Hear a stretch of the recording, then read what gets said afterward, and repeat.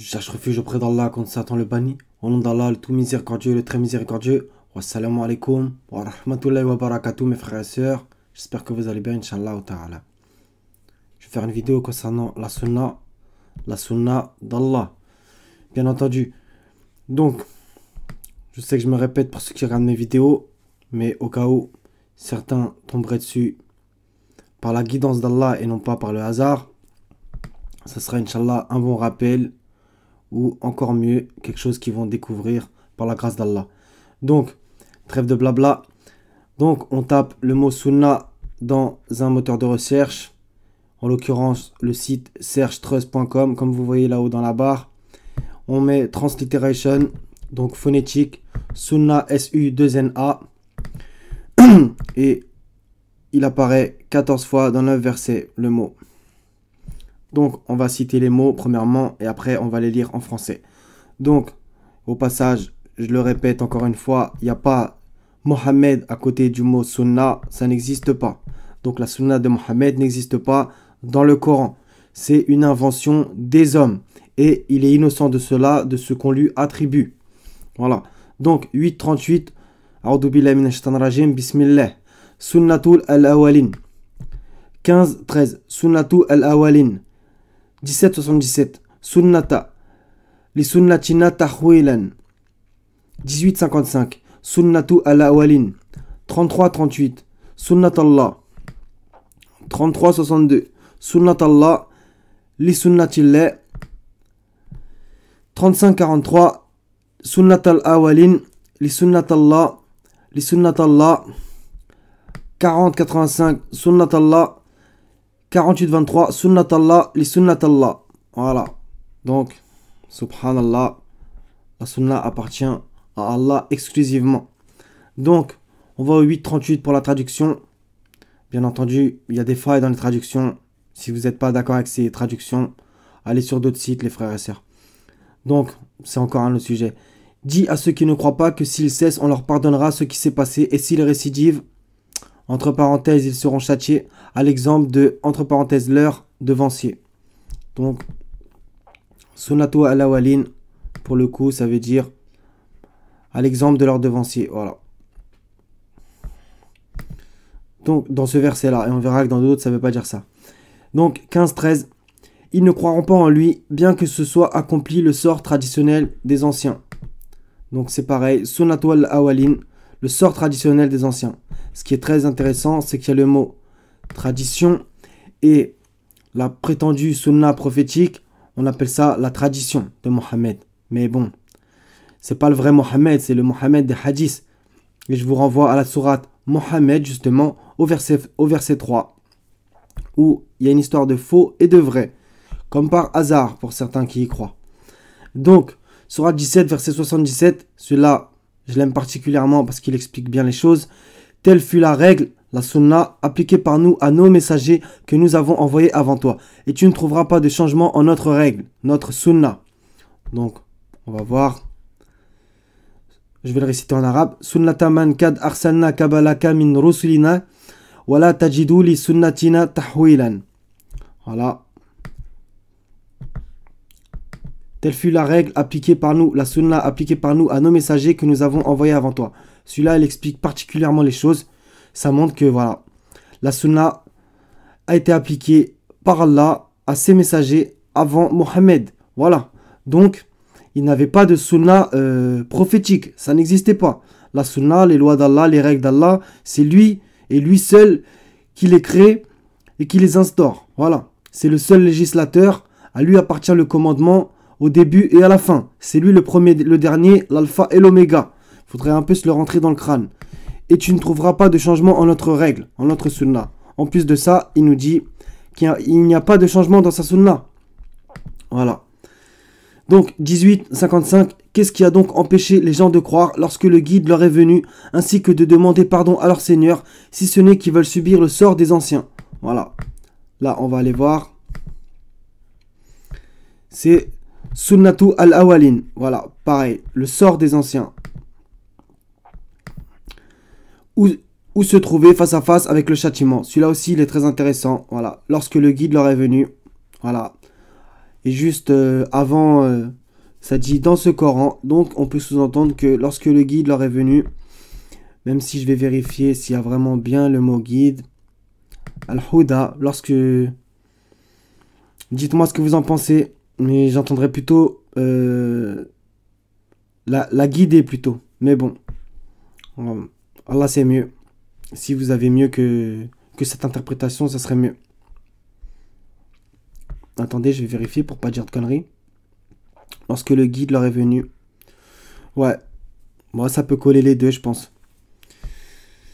Même s'il n'y a pas écrit que c'est Mohammed, donc bon. Ça peut être beaucoup plus vaste, bien entendu. Lorsque le guide, ça peut être pour Houd, pour Salih, etc. Pour tous les autres, bien entendu. Donc, 33 à 38. Nul grief à faire au prophète en ce qu'Allah lui a imposé, conformément aux lois établies pour ceux qui vécurent antérieurement. Le commandement d'Allah est un décret inéluctable. Vous voyez, on en revient au commandement, aux lois, législation, etc. Tout ça, ça appartient à Allah. C'est le seul. C'est lui le juge. Donc, c'était le 33. 33-38. Et là, c'était Sunnat Allah. Conformément aux lois établies, vous voyez.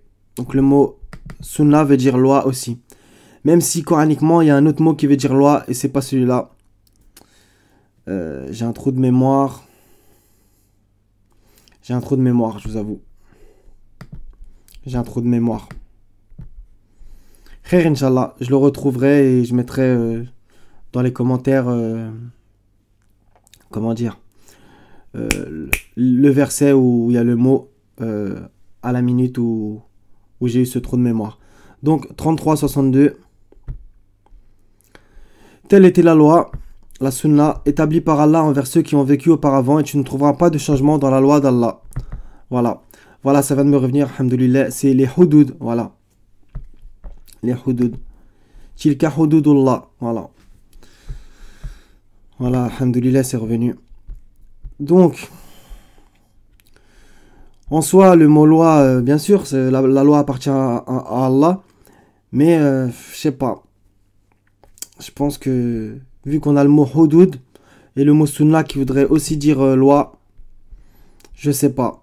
Si vous avez encore des fois des bonnes idées, je prends bien entendu. Hein. On est là pour s'entraider, les frères et sœurs, on apprend tous ensemble.